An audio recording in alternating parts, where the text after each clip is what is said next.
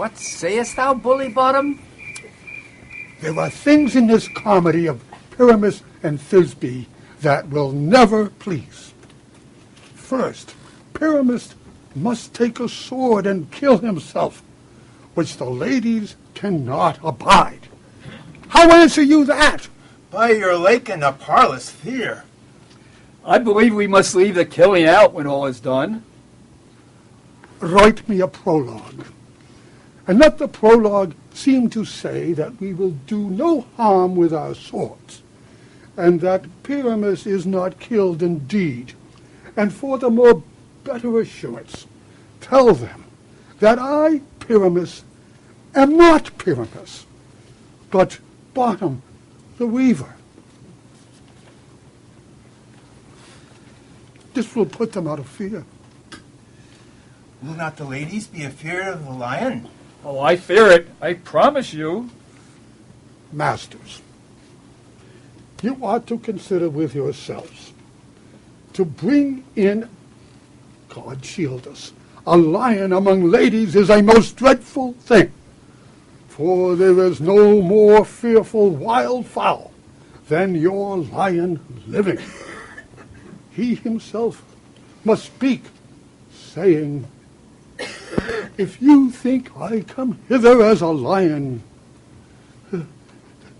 it would no such thing. No, I am a man, as other men are. And let him name his name, and tell them plainly that he is Snuck the Joiner. Then there's another thing. We must have a wall in the great chamber. For Pyramus and Thisbe, says the story, did talk through a chink in a wall. Oh, you can never bring in a wall. What say you, Bottom? Some man or other must present wall. And let him have some plaster or some loam or some rough cast about him to signify wall. And let him hold his fingers thus, and through that cranny shall Pyramus and Thisbe whisper. If that may be, then all is well. Come, sit down, every mother's son, and rehearse your parts. What hempen homespuns have we swaggering here? What a play toward! I'll be an auditor. An actor, too, if I see cause. Speak, Pyramus, Thisbe, stand forth. Thisbe, the flowers of odious sweet. Odors, odors. Odors savors sweet. So hath thy breath, my dearest Thisbe dear. But hark, a voice. Stay thou but here a while, and by I will to thee appear. A stranger Pyramus than e'er played here. Must I speak now? Marry, must you? Most radiant Pyramus, most lily white of hue of color like the red rose on triumphant briar. I'll meet thee, Pyramus, at Ninny's tomb. Ninus's tomb, man. Ninus's tomb. Why, you must not say that yet. That you answer to Pyramus. You speak all your lines at once, cues and all. Pyramus, enter. Your cue is past. It is never tire.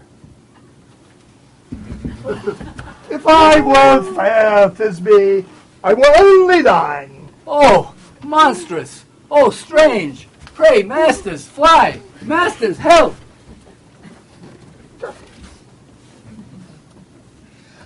I'll follow you, about around, through bog, through briar, through bush, through briar. Sometimes a horse I'll be, sometimes a hound, a hog, a headless bear, sometimes a fire. And I'll neigh and bark and groan and grunt and burn. Like horsehound hunting fair at every turn.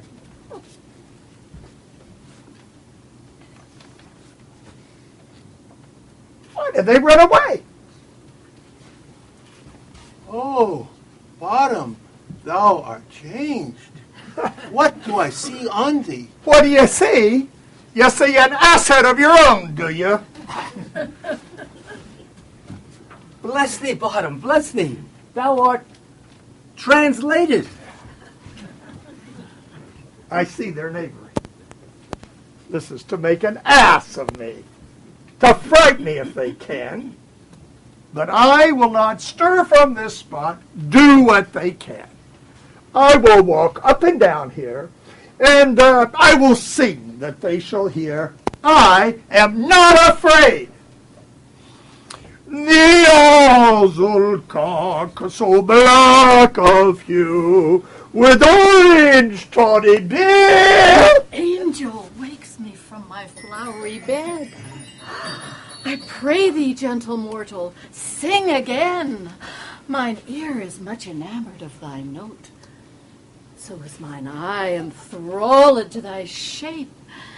And thy fair virtue's force perforce doth move me on the first view to say, to swear, I love thee. Methinks, mistress, you should have little reason for that. And yet, to tell the truth, reason and love keep a little company together nowadays.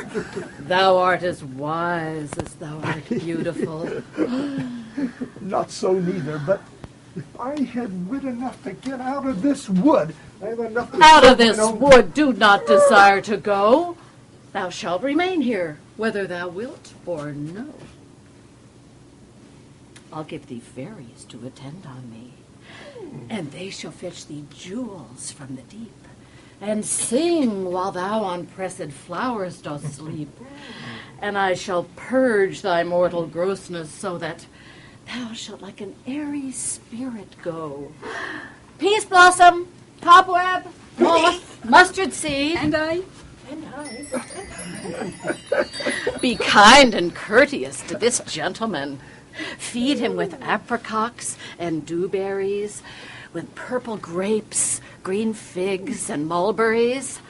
The honey bags steal from the humble bees, and for night tapers, crop their waxen thighs and light them at the fiery glowworm's eyes, to have my love to bed and to arise. Hail, mortal. Hail, hail, hail. I cry your worship's mercy, not heartily. I beseech your worship's name. Cobweb. Oh, I shall desire you of more acquaintance, good Mistress Cobweb. If I cut my finger, I shall make bold with you. Your name, honest lady. Mustard seed. Oh, good Mistress Mustard Seed, I know your patience well. Oh, that cowardly, giant-like ox beef hath devoured many a gentlefolk of your house. I promise you, your kindred have made my eyes water now. But I shall desire you of more acquaintance, good Mistress Mistress Mustard Seed. Come, wait upon him, lead him to my bower. Tie up my love's tongue, bring him silent.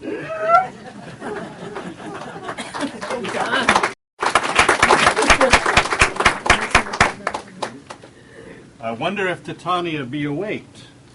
Then, what it was that next came in her eye which she must dote on in extremity. Here comes my messenger. How now, mad spirit? My mistress with a monster is in love. Near to her close and consecrated bower, while she was in her dull and sleeping hour, a crew of patches, rude mechanicals, were met together to rehearse a play.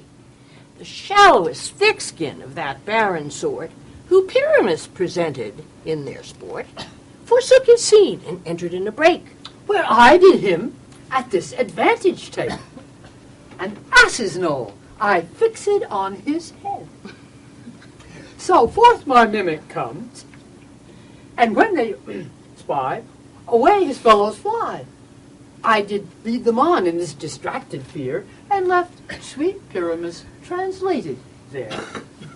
So when it came to the moment, and it came to pass, Titania waked, and straightway loved an ass.